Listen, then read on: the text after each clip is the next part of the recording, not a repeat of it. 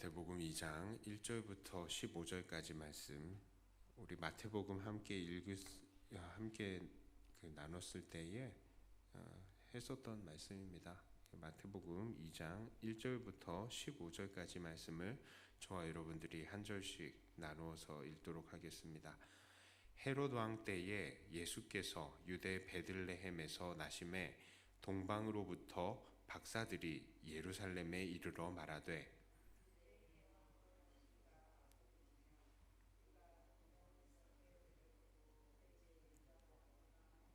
헤롯 왕과 온 예루살렘이 듣고 소동한지라.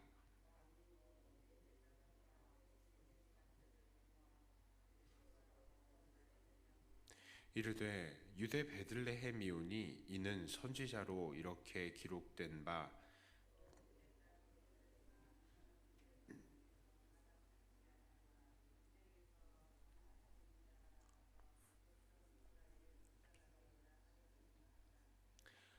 이에 헤롯이 가만히 박사들을 불러 별이 나타난 때를 자세히 묻고, 가서 아기에 대하여 자세히 알아보고 찾거든 내게 고하여 나도 가서 그에게 경배하게 하라.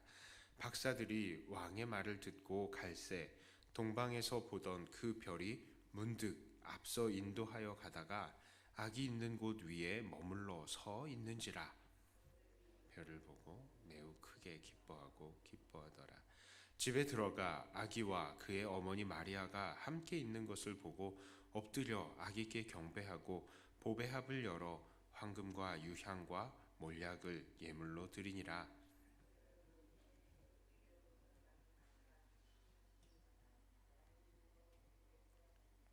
그들이 떠난 후에 주의 사자가 요셉에게 현몽하여 이르되, 헤롯이 아기를 찾아 죽이려 하니 일어나 아기와 그의 어머니를 데리고 애굽으로 피하여 내가 네게 이르기까지 거기 있으라 하시니, 요셉이 일어나 밤에 애굽으로 함께 읽습니다. 헤롯이 죽기까지 거기 있었으니 이는 주께서 선지자를 통하여 말씀하신 바 애굽으로부터 내 아들을 불렀다 함을 이루려 하심이라. 아멘. 하나님께서 자기를 나타내시는 것을 계시라 합니다. 그리고 이 계시에는 일반 계시와 특별 계시가 있다라고 말씀을 드렸습니다. 일반 계시는 무엇입니까? 자연을 통해서 말씀하시는, 자연에 나타나는 하나님의 이 나타내심, 그것을 자연 계시라 말합니다. 예를 들어서 우리가 이 자연의 이 모든 것들을 이렇게 봐도요, 놀랍잖아요. 야, 저 하늘의 별들, 그리고 땅에 있는 이 아주 작은 생물들, 나뭇잎파리, 꽃잎, 이런 거 하나만 잘 보고 있어도, 야, 이거 누가 만들었을까? 역시 하나님 아니면 이렇게 하실 분이 없지. 그렇게 우리가 인정할 수밖에 없는 것들이죠. 그러니까 이 세계에 나타난 하나님의 자기 나타내심, 이것을 바로 자연 계시다라고 할 수 있겠습니다. 그리고 특별 계시는 하나님께서 특별한 방법으로 주시는 것이죠. 하나님의 뜻을 나타내시되 직접적으로 우리에게 나타내시는 방법들입니다. 그러나 그 하나님의 뜻을, 그 하나님의 이 계시 중에 계시, 그 특별 계시 중에 정말 특별 계시의 결정체라고 할 수 있는 것이 있는데, 그것은 바로 성경입니다. 이 성경에 왜 이걸 특별 계시다라고 하느냐? 이 성경이야말로 하나님의 특별한 구원의 계획과 뜻이 담겨 있기 때문입니다. 이 특별 계시를 통해서만이 우리들은 우리를 향하신 하나님의 온전한 뜻과 또한 구원에 이르는 길을 발견할 수 있는 것입니다. 그런데 오늘 본문에서는 아주 이상한 현상이 나타났습니다. 그것은 무엇이냐? 이 자연 계시를 받은 사람들이 있었고요, 또 특별 계시를 받은 사람들이 있었어요. 그런데 이 자연 계시를 받은 사람들은 누구입니까? 바로 동방의 박사들입니다. 이 동방의 박사들은 쉽게 말하면 마술사라는 것입니다. 점성술가라는 것이죠. 좀 하늘의 별을 관찰을 하고 이 하늘의 별들을 봤더니 이 왕이 나신다라는 것을 이 별을 보고 이 사람들이 정확하게 결론을 내렸다라는 것이죠. 자, 그런데 이것에 아주 대조되는 모습이 나옵니다. 그들은 바로 대제사장과 서기관들입니다. 이들에게는 하나님의 성경이 있었죠. 특별 계시가 있었습니다. 자, 이 마태복음 2장 4절부터 6절까지 이렇게 나오죠. 왕이 모든 대제사장과 백성의 서기관들을 모아 그리스도가 어디서 나겠느냐 물으니 이르되 유대 베들레헴이오니 이는 선지자로 이렇게 기록된 바 또 유대 땅 베들레헴아 너는 유대 고을 중에서 가장 작지 아니하도다. 네게서 한 다스리는 자가 나와서 내 백성 이스라엘의 목자가 되리라 하였음이니이다.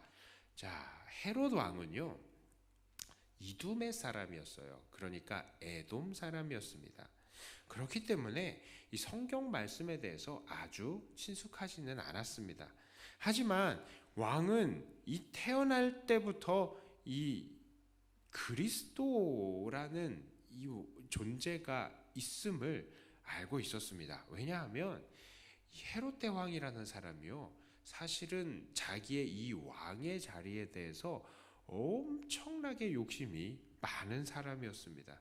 그래서 이 정적들을 죽이는 데 있어서 너무나도 무자비했었고요. 얼마나 이 자기 왕의 자리에 대한 욕심이 많았었는지 그 아들들도 그 대왕의 자리를 넘보는 자들은 그냥 가차없이 죽였던 것을 봅니다.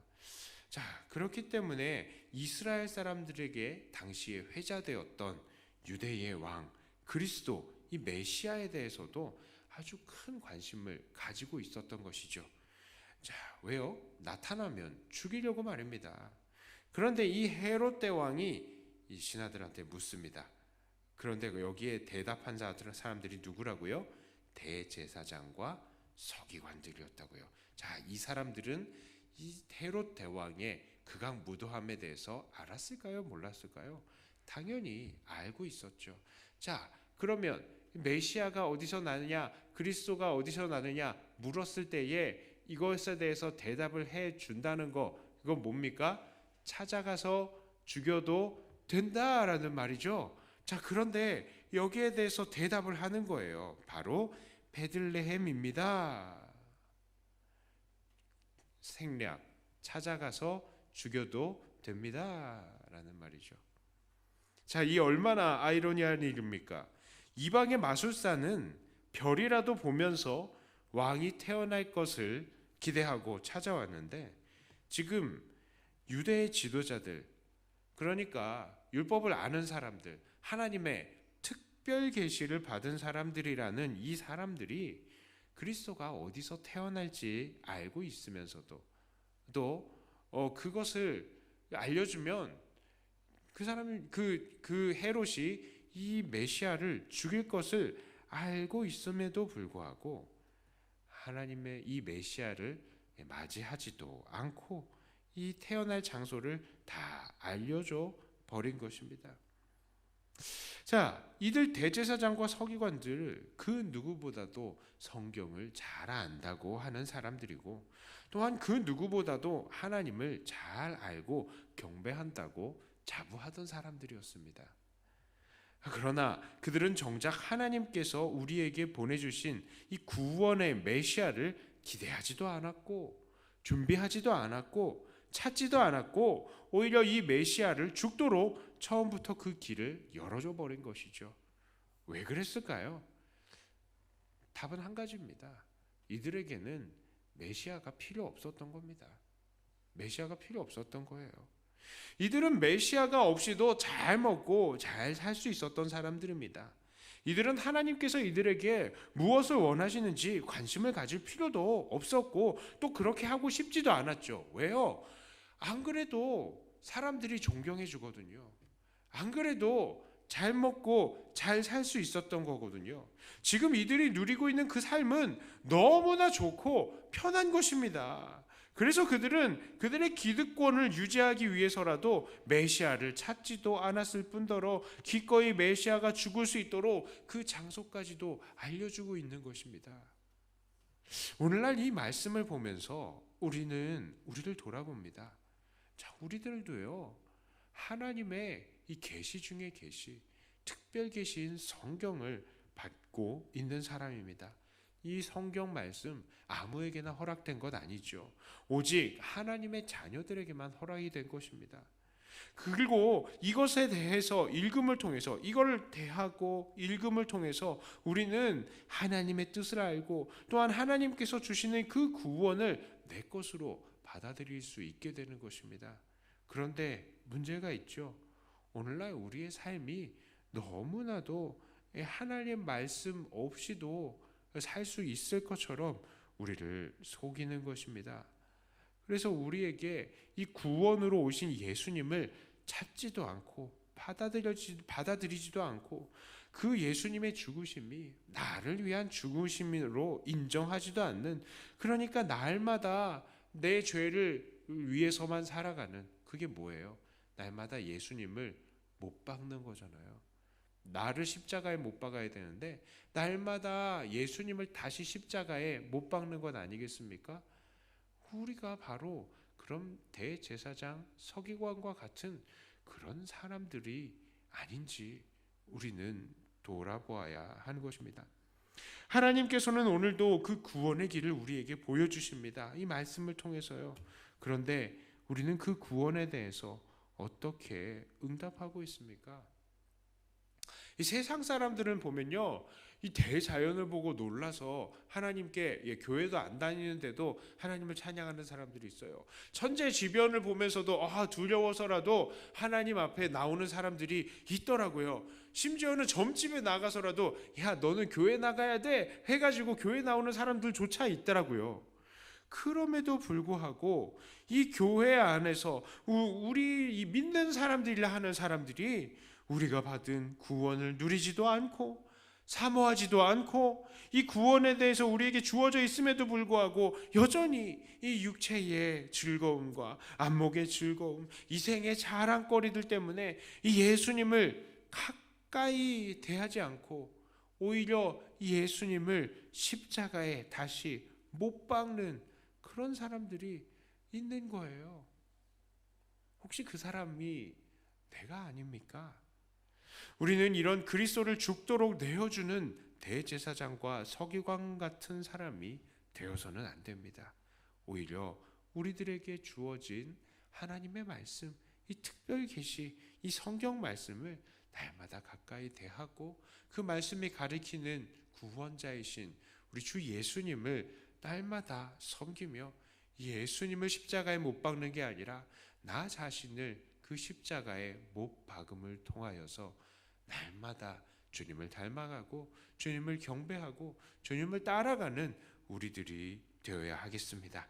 이런 삶을 통하여서 예수님을 늘 기쁘시게 해드리는, 예수님을 닮는 저와 여러분들이 다 되시기를 주님의 이름으로 축복합니다. 기도합니다. 하나님 아버지, 감사합니다. 우리 주님께서 우리를 위해서 이 땅에 내려오신 이 성탄절을 생각하면서 우리가 이 말씀을 통하여서 우리가 누구를 닮고 어떻게 나가야 될지를 다시 한번 생각해 보았습니다. 하나님, 우리에게 분명히 하나님의 특별 계시, 성경이 주어져 있음에도 불구하고 사실은 믿지 않는 사람들보다, 자연 계시를 받은 사람들보다 오히려 못한 그런 삶을 살고 있는 것은 아닌지 우리는 우리를 둘러보고 돌아봅니다. 하나님, 정말 하나님의 구원받은 자답게, 하나님의 말씀을 받은 자답게 날마다 하나님을 찾고 하나님을 닮아가려고 노력하고 늘 하나님을 경배하는, 우리에게 주어진 예수 그리스도 이 구원을 늘 누리는 우리들이 되게 하여 주시옵소서. 우리에게 주신 그 은혜, 하나님 정말 그것을 누리고 기꺼이 예수님을 죽도록 내줬던 이 대제사장 바리새인들과는 같지 않은, 정말 기꺼이 나 자신을 죽도록 내어드리는 그런 우리들이 되게 하여 주시옵소서. 주님께 우리 자신을 오늘도 내어드리며 우리 주 예수님 이름으로 간절히 기도드리옵나이다. 아멘. 하늘에 계신